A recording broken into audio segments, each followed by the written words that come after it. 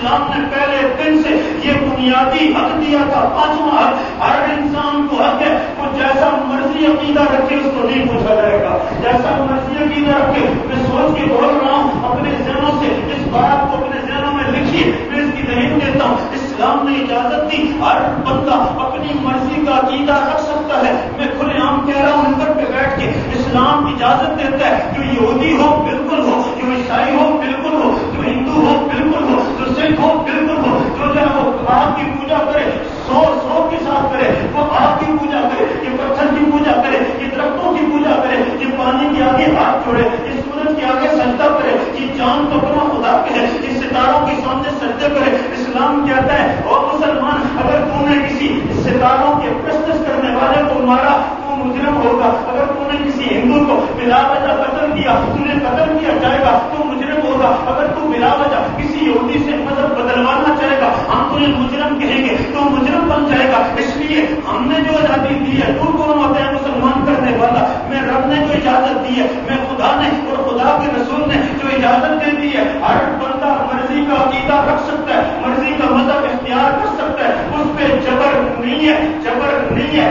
یہی مطلب ہے تیسرے پارے کی سورہ بقرہ کی اس آیت کا، جس میں یہ کہا گیا لا اکراہ فی الدین، لا اکراہ فی الدین، دین میں کوئی سختی نہیں ہے۔ ناراض نہ ہونا، داڑھی رکھی ہوگی، نمازی ہوگا، مسلمان ہوگا، زکات دینے کی باری آئے گی کہے گا لا اکراہ فی الدین، اگر بیوی کے حقوق کی باری آئے گی کہے گا لا اکراہ فی الدین۔ لا اکراہ فی الدین کا یہ مطلب نہیں ہے کہ مسلمان ہو کر مرضی نماز پڑھو مرضی نہ پڑھو، یہ مطلب نہیں ہے مسلمان ہو کے مرضی جہاد کرو یا نہ کرو، مسلمان ہو کے مرضی زکات ہو یا نہ دو، مسلمان ہو کے مرضی حقوق ادا کرو یا نہ کرو، نا یہ مطلب نہیں ہے۔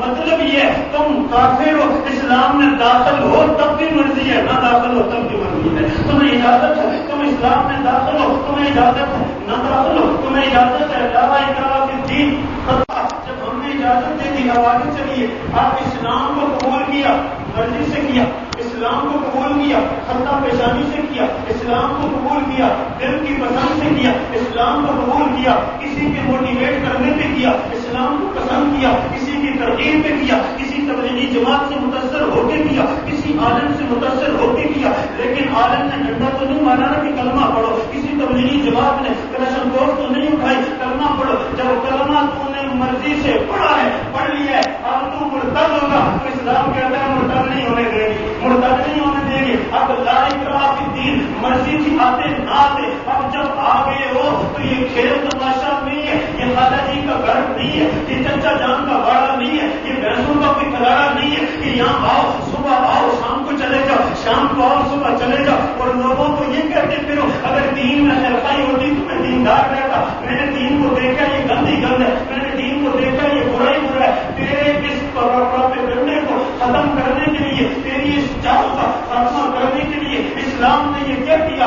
اسلام میں آنے کی تو تمہیں اختیار ہے، لیکن اسلام میں جانے کا اختیار ہے نہیں ہے، اسلام میں داخل ہونے کا اختیار ہے، اسلام سے نکلنے کا اختیار ہے نہیں ہے۔ اگر اسلام سے نکلے گا، اعلانیہ پھرے گا، ہم 3 دن کی مہلت دیں گے، اگر 3 دنوں کے اندر اسلام میں واپس آیا، میرا بھائی ہوگا، محترم ہوگا، مکرم ہوگا، نہ آیا تو میری تلوار ہوگی، تیرا سر ہوگا اور خلیفہ تیرے سر کو قلندر دے گا اور قاضی تیرے سر کو اتار دے گا۔ اس لیے ہمیں تیری جان سے زیادہ اسلام کی عزت عزیز ہے، ہمیں تیری جان سے زیادہ اسلام کی عزت عزیز ہے۔ اس لیے جو مرتد ہو جائے گا 3 دنوں کے بعد قتل کر دیا جائے گا۔ یہ بنیادی حقوق ہے، بنیادی انسانی حقوق۔ جب آپ نے دیکھا کہ اسلام نے جان کو محترم کہا، کسی کا خون بہاؤ گے جہنم میں جاؤ گے، کسی کا مال لوٹو گے جہنم میں جاؤ گے، کسی کی عزت آبرو پہ حملہ کرو گے جہنم میں جاؤ گے، اگر کسی کی مال کو لوٹ کر اس کی ذاتی ملکیت کا انکار کرو گے جہنم میں جاؤ گے، اور اگر کسی کا عقیدہ زبردستی بدلواؤ گے جہنم میں جاؤ گے۔ زبردستی نہیں بدلوانا، لیکن جب عقیدہ بدل گیا اب آ جائیے، میں آتا ہوں اپنی بات کی طرف، میری بات کی طرف توجہ۔ اب میں وہ اہم بات ذکر کرنے لگا ہوں جس پر آج پوری دنیا میں جھگڑا ہے۔ پھر میں نے جانا ہے اصل میں بیوع تک، میں نے جانا ہے نکاح تک، میں نے جانا ہے طلاق کی مسائل تک۔ وہ انشاءاللہ میں اگلے جو میں چھیڑوں گا کہ نکاح کس طرح ہوتا ہے، طلاق کس طرح ہوتی ہے، مال کیا ہوتا ہے، مال کی ادائیگی کس طرح ہوتی ہے۔ انشاءاللہ 6-7 سالوں سے میں ان سے انتظار میں تھا کہ موقع بنے میں لوگوں کو یہ بتاؤں کہ مار رکھتے ہو 7 لاکھ اور کہتی ہو کس نے دینا کس نے لینا اور یہ کس نے دینا کس نے لینا، یہ بات کہہ کے تم اتنا بڑا حملہ اسلام پہ کر رہے ہوتے ہو، تمہیں اندازہ نہیں ہوتا۔ اور بیوی ابھی اس دن میرے پاس مسئلہ آیا کہ کہتے ہیں جی اتنا مار رکھا اور کہتے ہیں یہ لینے دینے کے لیے تو ہوتا نہیں ہے، اس لیے ہم دیتے نہیں ہے۔ میں نے کہا تو دیتا نہیں ہے تو نہ دے، اللہ لے گا، بیوی نہیں لے سکتی، رب لے لے گا، اللہ لے لے گا، لیکن یہ تفصیلی موضوع میں اگلے جمعے انشاءاللہ چھیڑوں گا۔ میں نے آج آپ کے سامنے صرف یہ بات ذکر کرنی ہے کہ 5 حقوق ہیں: جان کا تحفظ، مال کا تحفظ، عزت و آبرو کا تحفظ، انسان کی ذاتی ملکیت کا تحفظ اور انسان کے عقیدے کا تحفظ۔ جیسا عقیدہ اختیار کرے اس کو تحفظ ہے۔ ان 5 چیزوں کو توجہ، ان 5 چیزوں کو اسلام کی تہذیب کہتے ہیں۔ خدا را توجہ میری طرف، ذہن میری طرف، آنکھیں میری طرف، چہرے میری طرف، میں عرض کرنے لگا ہوں توجہ۔ میں نے کہا یہ 5 حقوق اور ان 5 حقوق کے اوپر آنے والی اخلاق، عبادات، معاملات، معاشرت، عقائد اور ان کے اوپر آنے والی 5 عبادات، کلمہ، نماز، روزہ، حج، زکات، یہ ساری کی ساری چیزیں ملا کے یہ بنتی ہے اسلام کا تہذیب اور تمدن۔ اسلام کا تہذیب اور تمدن، اسلام کا یہ تمدن فرعون کی چوٹی سے شروع ہوا تھا اور رسول اللہ کی قبر کے اندر چلے جانے تک مکمل ہوا تھا۔ میرے آقا کے روزہ اچھر میں سو جانے تک مکمل ہوا تھا اور آقا کو غسل دینے تک اور آقا کی روح پرواز کرنے تک یہ اسلام کا تہذیب مکمل ہوئی تھی، اسلام کا تمدن مکمل ہوا تھا۔ تو پھر میں کہنا چاہتا ہوں اسلام اپنا تمدن رکھتا ہے، اسلام اپنی تہذیب رکھتی ہے اور اسلام کے مقابلے میں جتنے مذاہب ہیں، مثال کے طور پر لے لو عیسائیت کی اپنی تہذیب ہے، مثال کے طور پر لے لو یہودیت، اس کی اپنی تہذیب ہے، مثال کے طور پر لے لو ہندوازم، اس کی اپنی تہذیب ہے، سکھوں کو لے لو ان کی اپنی تہذیب ہے، مجوسیوں کو لے لو ان کی اپنی تہذیب ہے، زرتشتیوں کو لے لو ان کی اپنی تہذیب ہے، بدھ مت کو لے لو ان کی اپنی تہذیب ہے۔ دنیا کے اندر جتنے مذاہب آپ کو ملیں گے ان کی اپنی تہذیب ہے، اسلام کی اپنی تہذیب، اسلام کی اپنی تہذیب، ان کی اپنی تہذیب۔ جب تہذیب الگ ہے، آج میں نے اس تہذیب کی شان نہیں سنانا، آج میں نے اس تہذیب کے فضائل نہیں سنانے، میں نے ان تہذیبوں کا مارکا سنانا ہے، میں نے ان تہذیبوں کا مارکا سنانا ہے۔ یہ 2 تہذیبیں ہیں دنیا کے اندر، ایک تہذیب اسلام کی، دوسری تہذیب کفر کی، اور کفر کی تہذیب بھی جدا جدا ہے۔ عیسائیت، یہودیت، ہندوازم، سکھزم، بدھ مت، زرتشت، مجوسی، یہ الگ الگ ہیں، لیکن میرے آقا کی زبان سے ایک بات سن لیں، میں خدا کی قسم کھا کے کہتا ہوں یہ پنکھا چل رہا ہے، ساری دنیا دیکھ رہی ہے، چل رہا ہے، بجلی کے ساتھ یہ پنکھا چل رہا ہے، یہ میرے سامنے سپیکر ہے، یہ سپیکر ہے، سارے دیکھ رہے ہیں سپیکر ہے۔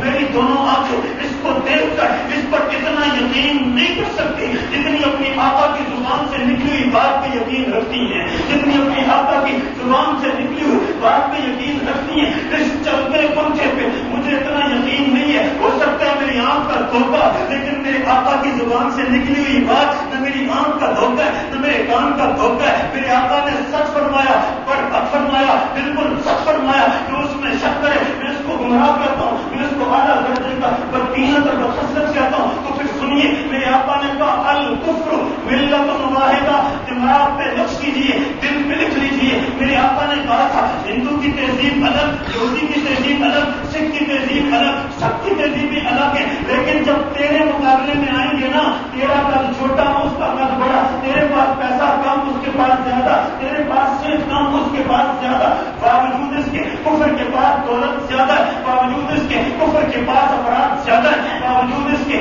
ہر کافر کے پاس دنیا کے اسباب زیادہ ہے۔ اس لیے اس کے باوجود میرے آقا نے فرما دیا الکفر ملت واحدہ، کفر تیرے مقابلے میں جب آئے گا، تیرے کمزور کے مقابلے میں، اس کمزور کے مقابلے میں جب وہ کفر آئے گا تو وہ کفر اپنے اختلافات کو بلا کر وہ کفر یکجان ہو جائے گا، ایک مٹھی ہو جائے گا، ایک جان بن جائے گا۔ اور یہ نہ سمجھنا یہ یہودی اور عیسائی آپس میں لڑتے ہیں، یہ نہ سمجھنا کہ ہندوؤں کی حکومت خود بخشوں پہ حملے کرتی ہے، سکھوں کو مارتی ہے، نہیں، تیرے مقابلے میں اور پاکستان کے رہنے والے مسلمان اور پاکستان کے رہنے والے مومن تیرے مقابلے میں تیرے آقا فرما رہے ہیں، حج فرما رہے ہیں، حق فرما رہے ہیں، فرما رہے ہیں، فرمایا تیرے مقابلے میں جب کافر آئے گا تو وہ سارے اختلاف مٹا کر ایک ہو جائے گا، ایک ہو جائے گا۔ اب اس نے جب ایک ہونا ہے کفر میں تو پھر تصادم شروع ہونے میری بات کو غور کرنا میں آخر پہ آتا ہوں. اس نے جب ایک ہونا ہے تو اس نے ایک تصادم شروع کرنا ہے.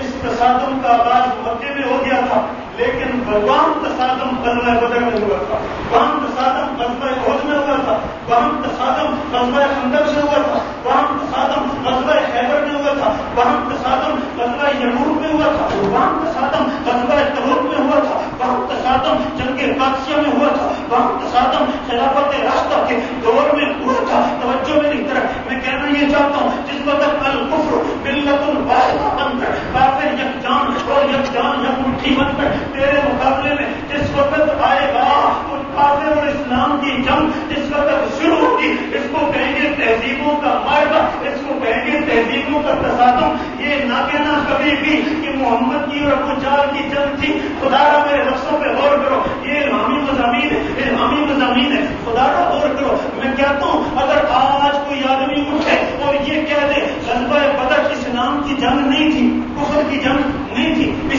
یہ غزوہ بدر کی جنگ تو دو شخصیتوں کی تھی، ایک شخصیت محمد تھی، دوسری شخصیت ابو جہل تھی. مجھے بتاؤ آپ کہیں گے ٹھیک کہہ رہا ہے یا غلط کہہ رہا ہے؟ غلط کہہ رہا ہے. سارے بولو غلط کہہ رہا ہے ٹھیک کہہ رہا ہے. جب غلط کہہ رہا ہے، جب غزوہ بدر تصادم ہوا، دو تہذیبوں کا تصادم ہوا غزوہ بدر میں، اور کسی گمراہ نے کہا کہ یہ دو بندوں کی لڑائی تھی ابو جہل اور محمد کی، لوگ کہتے ہیں غلط کہہ رہا ہے، یہ دو بندوں کی لڑائی نہیں تھی بلکہ یہ دو تہذیبوں کا تصادم تھا. غزوہ احد ہوا. اگر کوئی بندہ کے کافروں کا ابو سفیان آیا تھا، مسلمانوں کے محمد آئے تھے، تو یہ دو بندوں کی لڑائی ہے، ابو سفیان کی اور محمد کی. مجھے بتاؤ ٹھیک کہہ رہا ہے یا غلط کہہ رہا ہے؟ جب غلط کہہ رہا ہے، غزوہ بدر بھی تہذیبوں کا تصادم تھا، غزوہ احد بھی تہذیبوں کا تصادم تھا. اگر کوئی کہ جنگ قادسیہ میں ایک طرف سے عمر تھا، دوسری طرف سے رستم تھا، یہ رستم اور عمر کی لڑائی تھی، اور یہ مدینے کی سٹیٹ اور سعودیہ کی ایران کی سٹیٹ کی لڑائی تھی. میں کہوں گا تو غلط کہتا ہے، اس لیے تہذیبوں کا تصادم تھا، یہ تہذیبوں کی لڑائی تھی. دو تہذیبیں لڑ رہی تھی اور دو تہذیبیں ایک دوسری کو نیچا کرنا چاہتی تھی، دوسری اونچا ہونی چاہتی تھی. لیکن ہوا کیا؟ جب دو تہذیبوں کا تصادم ہوا، خدا را میں کہنے لگا ہوں دو تہذیبوں کا تصادم ہوا تو ایک طرف قلیب بدر بھرا ہوا نظر آنے لگا اور دوسری طرف محمد اپنے صحابہ کے ساتھ بیٹھ کر خطا کی شکرانے کے نفل پڑھنے لگے. ایک طرف دنیا نے دیکھا گھاٹی کے اندر محمد بیٹھے ہوئے، دوسری طرف ابو سفیان قول و قبول کا نعرہ لگا رہا تھا، قول و قبول کا نعرہ لگا رہا تھا. اور دوسری طرف میرے آقا نے عمر فاروق سے کہا تھا، عمر ذرا شرکیہ نعرے کا جواب تو دو. یا رسول اللہ کیا جواب دوں؟ یا عمر کہہ دو اللہ اعلیٰ و اجل، اللہ اعلیٰ و اجل. اس ابو سفیان نے آگے سے کہا تھا لنا العزى ولا عزى لكم، لنا العزى ولا عزى لكم. کس خدا کی بات کرتے ہو؟ میرے پاس عزہ ہے، تیرے پاس عزہ نہیں ہے. یا رسول اللہ جواب دیجیے، میں کیا جواب دوں؟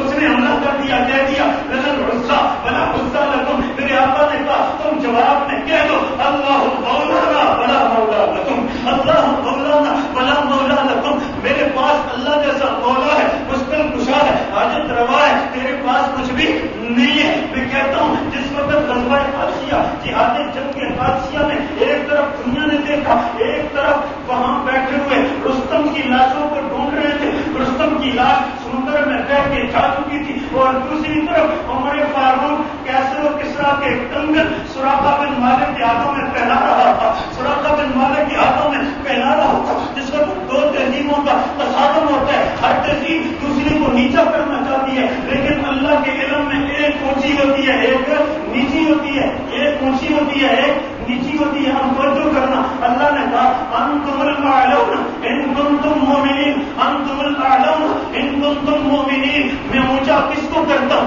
نیچا کس کو کرتا ہوں؟ کہا اونچا اس کو کرتا ہوں جس کے دل میں کامل درجے کا تقویٰ ہوتا ہے، اور نیچا اس کو کرتا ہوں جو متکبر ہوتا ہے.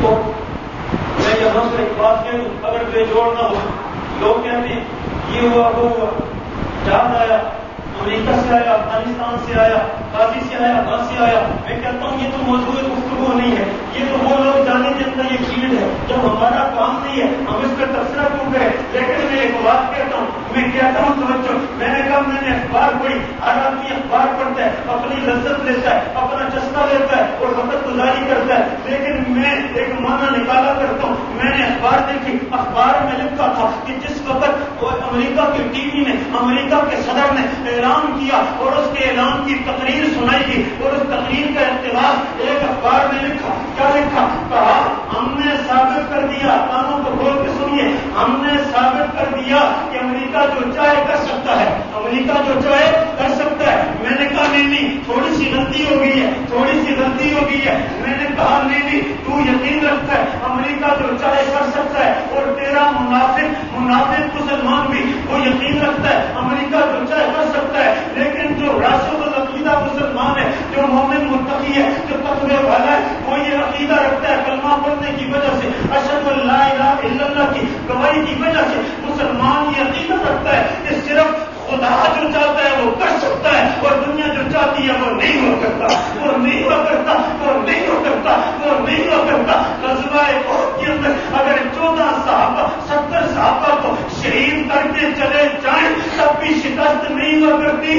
خدا الفاظ پہ غور کیجیے. میں کہتا ہوں غزوہ بدر پہ، غزوہ احد میں اگر 70 صحابہ شہید ہو جائیں تب بھی شکست نہیں ہوا کرتی. جب شکست نہیں ہوا کرتی تو بڑے سے بڑا کمانڈر چلا جائے شکست نہیں ہوا کرتی. اس لیے نہیں ہوا کرتی، اس لیے نہیں ہوا کرتی کہ تہذیبوں کا تصادم ہے، شخصوں کی لڑائی نہیں ہے، شخصیات کی لڑائی نہیں ہے، تہذیبوں کا تصادم ہے. میں اس آدمی کے ساتھ لڑوں کہ مجھے گرا دے یہ جیت گیا، میں اس کو گرا دوں میں جیت گیا. لڑائی تو دو شخصوں کی ہے، لڑائی تو دو آدمیوں کی ہے. میں اس کو مار دوں میں جیت گیا. میں کہتا ہوں نہیں، اگر میں اس سے لڑائی کرتا ہوں نظریے کی، میں نظریے کی لڑائی کرتا ہوں تو میں مر بھی جاؤں تو میرا نظریہ زندہ ہے، میرا نظریہ زندہ ہے. میں ایک بات اور کہنے لگا ہوں، کانوں کو کھولیے. میں کہنے لگا ہوں کہ دنیا جب سے بنی ہے، دنیا جب سے بنی ہے، دنیا جب سے بنی ہے، تہذیبوں کے تصادم میں، تہذیبوں کے تصادم میں، تہذیبوں کی لڑائی میں، تہذیبوں کی جنگ میں پوری دنیا میں سب سے بڑا ایک صدمہ آیا، سب سے بڑا ایک صدمہ میں ذکر کرنے لگا ہوں. سب سے بڑا صدمہ کون سا ہے پوری تاریخ میں؟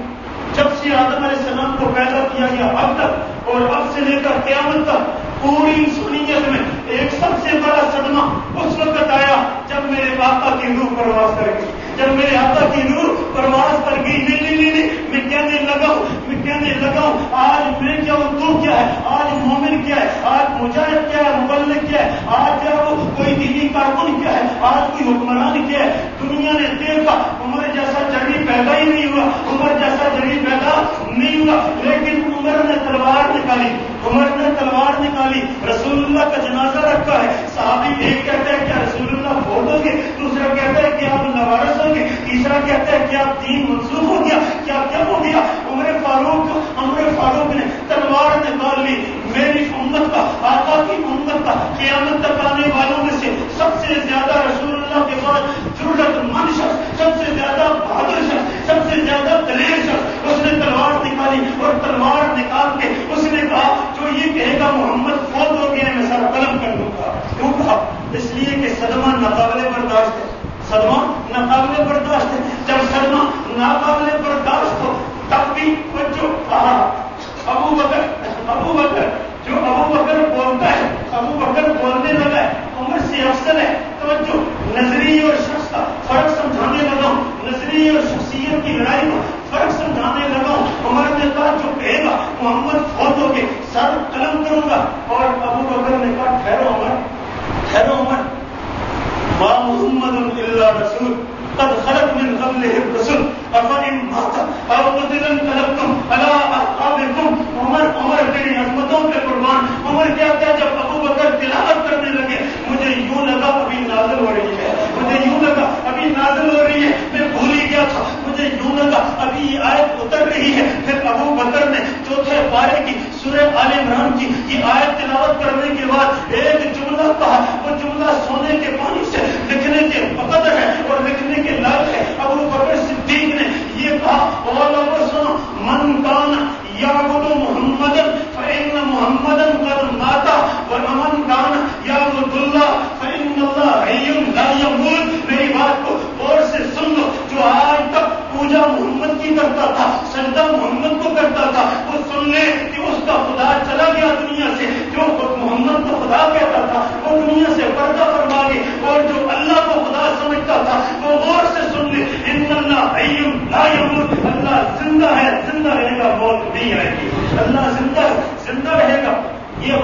اشارہ کیا. اشارہ